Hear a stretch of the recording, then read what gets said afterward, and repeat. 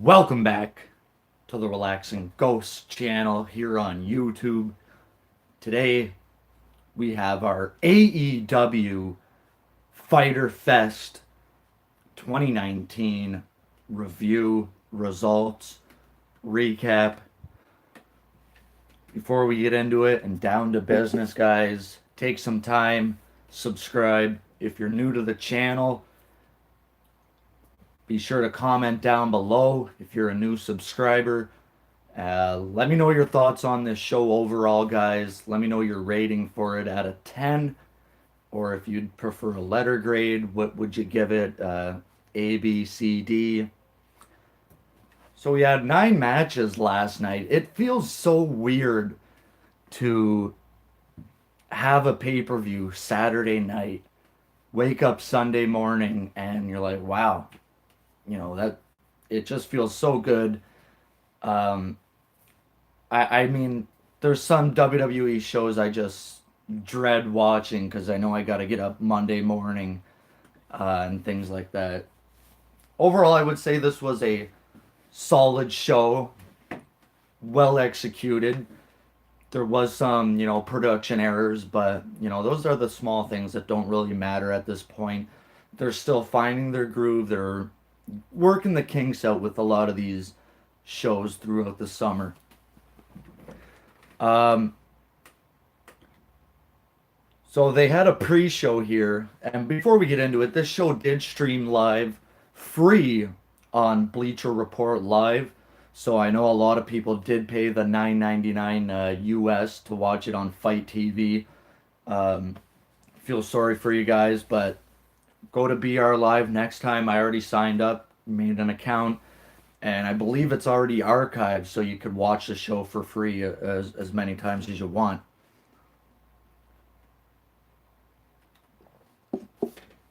So we had 9 matches here,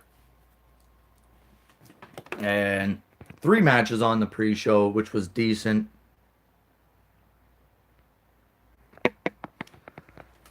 A lot of people hated the pre-show. So this was June 29th, 2019 at the Ocean Center in Daytona, Florida. We had Justin Roberts as the ring announcer. Excalibur and the Golden Boy were on commentary for the pre-show slash buy-in. I like how they're creating different names for the same things here. We had a 3-way tag team match to open up the pre-show. Was it SoCal Uncensored, the Best Friends, and another team I can't remember off the top of my head. I didn't write it down, but SCU comes out with the victory. They'll be inserted into a tag team tournament when they go to TV to determine the AEW Tag Team Champions. So they're already planning TV. They're already planning tournaments for men's tag champs, women's champion, and women's tag champions. So they're already kind of planning the future of AEW TV, which is good. The first match went, by the time I tuned in, it was Allie versus Leva Bates, the librarian, which I think this is where a lot of people started hating the show.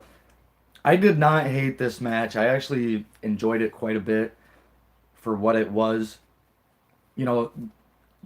Don't ever kind of invest too much into these pre-shows because they're just kind of really working, testing the production, testing the cameras, testing the audio, and kind of getting everything ready for the main card. So don't ever invest too much into the pre-shows. Allie versus Leva Bates. Leva Bates actually hits a pedigree, a double underhook facebuster for a 2 count. Super kick by Allie for the pin and the win. Decent match overall, but I expect big things from Allie. Allie did move recently from Impact and joined the All Elite.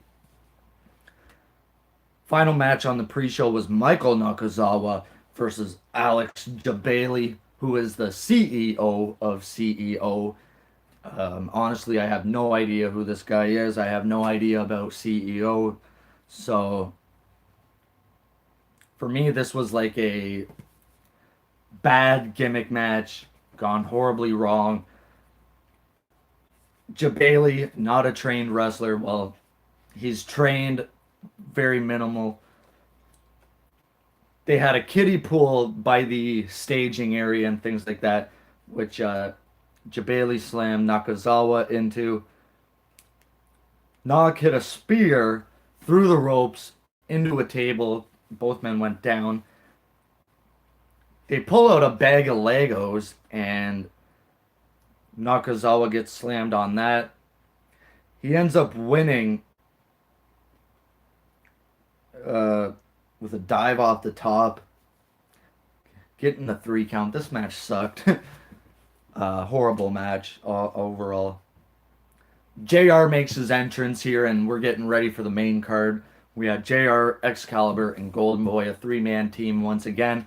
They did institute time limits here for a lot of the matches, which I like. I don't think every match needs a time limit, but for the most part, it's a good concept to kind of go by. You know, you don't want every guy going out there and going 15, 20, 25, 30 minutes every night, every match. So it's good to kind of keep some sort of structure in here and say, okay, you got 20 minutes, you got 20 minutes, you got 20 minutes. These higher profile matches got 30, the main event maybe 45, 60. So I do like the time limits. I think they could kind of say the first, lower tier matches, I would say 15-minute matches. When you get to your top 3 or 4 matches, those are your 20 to 30 main event matches, in my opinion. So the show opens up. Oh, actually, before the show opened up, we seen Kenny Omega running backstage with a drum. He had a bunch of cables, and the producer comes up and says, "Yeah, the band canceled. They're not coming." What band? Blink 182. And Kenny Omega's like completely confused. He don't know what's going on. So this was a little dig, I guess, at Fyter Fest, which I don't, again, have no idea what it is. Some sort of rap musical thing. So the show opens up with Christopher Daniels versus Sema. Really like this match. Daniels hits the Angel's Wings for a 2 count, and Sema hits a running power bomb and then a Meteora for a 3 count with the knees off the top. Sema getting a big win here on Fyter Fest, and Sema will face, I guess, was it Cody? Or I think he's facing Omega actually at Fight for the Fallen. So he's got a big match coming up with Omega. Second match of the night was Rio versus Sakazaki versus Nyla Rose. 3-woman match, triple threat rules. I think Nyla Rose got a lot of heat stolen away from her at Double or Nothing due to Awesome Kong's, announced entry. This was a decent match, a lot of action here, back and forth, up and down, in and out. Nyla Rose hits a Death Valley driver for a 2 count, and at one point, Rio is stretchered over the top rope. Nyla Rose hits a running knee off the top rope onto Rio. I thought she broke her neck right there. That was an insane move, kind of guillotine knee drop. Rio ends up pinning Nyla Rose with a roll through after she avoids the Beast Bomb. So the Beast Bomb, kind of a power bomb like maneuver from Nyla Rose. Rio gets the win here, so thumbs up for that. So Nyla Rose, I'm expecting big things from her. Seems very talented in what she's doing. Third match of the night was a Fatal 4-Way. And this is kind of like your upper upper mid card guys to main event level stars that they're kind of going to be building around. We had MJF, Hangman Page, Jungle Boy, and Jimmy Havoc. I thought this was a decent match, but again, I don't like seeing guys dropped on their head. I I, I think it could have been, avoided a lot of those. So this was a 20-minute time limit match. Jungle Boy lands on his head after doing like a reverse kind of flip off the top rope, landing on all three guys and landing on his own head. Um, we seen a sharpshooter to MJF, a reverse Rana to Jimmy Havoc, who landed on his head. Adam Page hits his finisher, which is I don't know what it's called, but he has the guys up backwards, drops them on their head. He ends up pinning Jimmy Havoc for the 3 count. So Adam Page picks up another victory heading into All Out, well, where he'll challenge Chris Jericho for the AEW World Title. So I'm expecting a lot from Adam Page. He's pretty underrated in my book. A lot of guys always look to the Omegas, the Codys, even Marty Scurll. I think Adam Page has been on the back burner for a lot of guys. Fourth match of the night. This is where I think the show really picked up, in my opinion. Darby Allin, youngster here, versus Cody Rhodes. Really good match. This went 20 minutes, the full 20-minute time limit, and these guys just beat the hell out of each other. Cody getting the most of the offense in. So Cody is just beating the hell out of Darby. They're doing weird spots here where Cody would send him into the ring post and he would just land kind of sideways and awkwardly.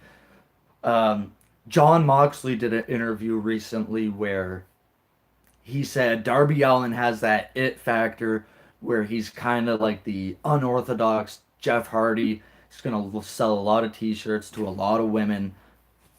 I thought that was a weird call by Moxley, but let's see where Darby ends up in the pecking order here. So Darby's one of his big moves is the coffin drop, which is kind of like a reverse elbow drop, where he lands on his back. He's going for that on the ring apron. Cody ends up dodging that. And they have a body bag. Darby brought out a body bag. Cody uses that on Darby. He zips him up, hits the disaster kick, hits the crossroads, but the time has expired. Now, this is where Shawn Spears comes out, the former Perfect 10 Ty Dillinger. Almost forgot his name. Ty Dillinger. What a weird name. Shawn Spears comes out with a chair, which apparently Meltzer said was supposed to be gimmicked. I don't know if that's 100% true or not, but I don't believe much of Meltzer anyways. But, it's good to know they attempted to use a gimmick chair. Whether they did or not, whatever. A lot of controversy over this spot. Shawn Spears, wham, straight headshot to Cody. The back or the side of the chair must have caught Cody in the back of the head. Cody received 12 staples, big gash on the back of his head. Cody was looking dazed, out of it. He looked like he might have been concussed at one point, but Cody was laying on the ring, and you could just see about a pool of blood around his head. So, according to Cody, he didn't receive a concussion, but who knows. I really like that match overall. Darby Allin versus Cody. And at Fight for the Fallen, it'll be the Rhodes Brothers versus the Young Bucks. Fifth match on the main card was a 6-man tag team match with a 30-minute time limit. We had Laredo Kid and the Lucha Brothers, Pentagon Jr. and Rey Fenix versus the Young Bucks and Kenny Omega, who came out dressing like Street Fighter. We had Ryu, Ken, and someone else as Kenny Omega. Thought this was a fun match overall. a lot going on here. They used a lot of this time. They used just over 20 minutes. I'd probably give this 4.5 stars out of 5. This is just a craziness kind of match where Kenny Omega ends up with the hitting the one winged angel with the 3 count, pinning Laredo Kid. Really good match overall. They did a lot of stereo moves, stereo tag moves with all three hitting the same move at the same time. A lot of back and forth action. Some of my favorites right now are the Lucha Brothers. They're my top tag team right now in wrestling. And then the main event, unsanctioned, Jon Moxley versus Joey Janella. This was announced as unsanctioned, a lights out kind of match. I thought this was a fantastic match. Good way to end the show. And overall, they used barbed wire boards. There was a chair wrapped in about 20 feet of barbed wire. Even the top of the chair was kind of curled in barbed wire. Really like those little touches. We seen table spots. At one point, we seen Janella go for an elbow drop through 2 tables. One of them ended up breaking. We seen the barbed wire boards wrapped between the ring apron and the ring, security barrier, and drop through that. And then we seen thumbtacks. Joey Janela tried to avoid it, and Moxley ends up flipping him on the tacks, goes for his boots, pulls his boots, his socks off, does the atomic drop onto the thumbtacks. He has massive thumbtacks in his feet. Moxley hits the paradigm shift for a 3 count, which is like a elevated DDT. I thought this was a really good match. Overall, I'd probably give it a good, again, 4.5 to 5 stars. That's the kind of matches I enjoy. Those straight hardcore, all-out brawls. And good work to Moxley for getting over Joey Janela, who is pretty much unknown to a lot of fans. After the match, Kenny Omega attacks Jon Moxley, and they brawl all up the stage, all up the arena. Omega kind of getting the better of Moxley here. The opposite of what we've seen at Double or Nothing. Overall, I thought the show was good to solid. A lot of kind of production errors and close cuts and camera cuts back and forth too many times. But those are small things and nitpicking. It seemed like they used the same staging area from Double or Nothing. I do like the tunnels. You got the 2 tunnels on the top of the stage. And I love how the chandelier at the middle of the entranceway. It does come across very good to me. If this is like their basic stage, I do like it. It's better than the WWE LED board that we just has been done to death at this point. I'm just so sick of the WWE stages, which come across as lazy and complacent.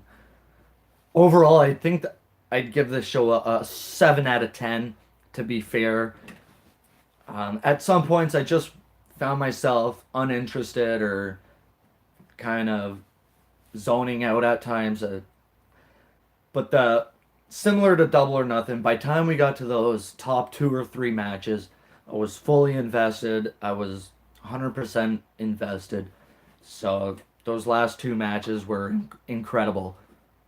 Let me know your thoughts on this one, guys. As always, we'll talk to you later.